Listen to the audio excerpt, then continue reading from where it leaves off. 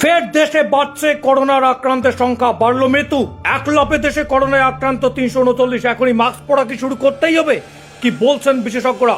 ফের নতুন করে করোনায় মৃত্যু দেশে। শুধু অন্ধ্রপ্রদেশে এই করোনার মৃতের সংখ্যা বেড়ে দাঁড়িয়েছে 4। জুলাই 1 থেকে 16-15 দিনের মধ্যেই অন্ধ্রপ্রদেশে নতুন করে কোভিডে আক্রান্ত 12 জন। ওদিকে সারা দেশে নিরিখে জুলাইয়ের 1 তারিখ থেকে 339টি কোভিড-19 কেস রেকর্ড হয়েছে। এর মধ্যে কেরালার সর্বাধিক 115 জন সংক্রমিত। তারপরেই রয়েছে কর্ণাটক 64 জন, মহারাষ্ট্রে 43 জন, তামিলনাড়ু 39 জন, আন্দামান ও নিকোবর দ্বীপপুঞ্জ 18 জন, দিল্লিতে 18 জন এবং রাজস্থানে 12 জন। এছাড়া আরো বেশ কয়েকটি রাজ্যে অল্প সংখ্যায় সংক্রমণের খবর বেরোচ্ছে, যার পরই করোনায় নতুন করে মহামারী উদ্বেগ তৈরি হচ্ছে সাধারণ মানুষের মধ্যে।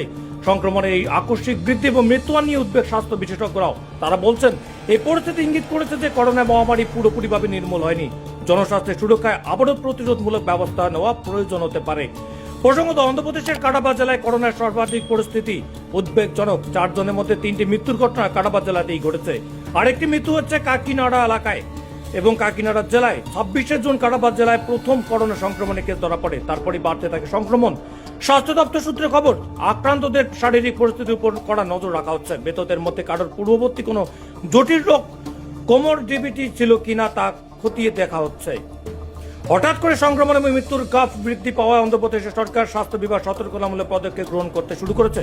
ইতিমধ্যে হাসপাতালগুলোকে প্রস্তুত রাখার পাশাপাশি সাধারণ মানুষকে মাস্ক এবং স্যানিটাইজার ব্যবহার এবং সামাজিক দূরত্ব বজায় রাখার মতো প্রাথমিক কোভিড বিধিগুলো মেনে চলার পরামর্শ দিয়েছে।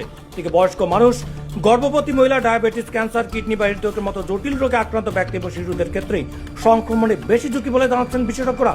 তবে বিশেষজ্ঞরা এও আশ্বস্ত করেছেন যে দেশ জুড়ে এখনই মহামারীর মতো চরম বিপর্যয় বা ব্যাপক আকারে সংক্রমণ ছড়ায়নি, বরং নির্দিষ্ট কিছু এলাকার মধ্যেই এখনো সংক্রমণ সীমাবদ্ধ। বিশেষজ্ঞদের আরও জানিয়েছেন, ব্যাপক হারে টিকাকরণের জন্য মানুষের শরীরে তৈরি হওয়া রোগ প্রতিরোধ ক্ষমতার কারণে এবার সংক্রমণ তেমন গুরুতর রূপ নেয়নি।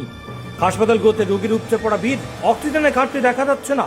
তাই অযথা আতঙ্কিত না হয়ে নিয়ম মেনে চলার নির্দেশ দিয়েছেন বিশেষজ্ঞরা। আমরা এই মধ্যে সব থেকে গুরুত্বপূর্ণ খবরের দিকে নজর রাখছি। দেশে ফের হু করে বাড়ছে করোনা সংক্রমণের ঘটনা, তবে এখনই কোনো আতঙ্ক পাওয়ার ঘটনা নেই। আতঙ্কিত না হওয়ার নির্দেশ দিয়েছে প্রশাসন। দেখুন একবার সেই ছবি।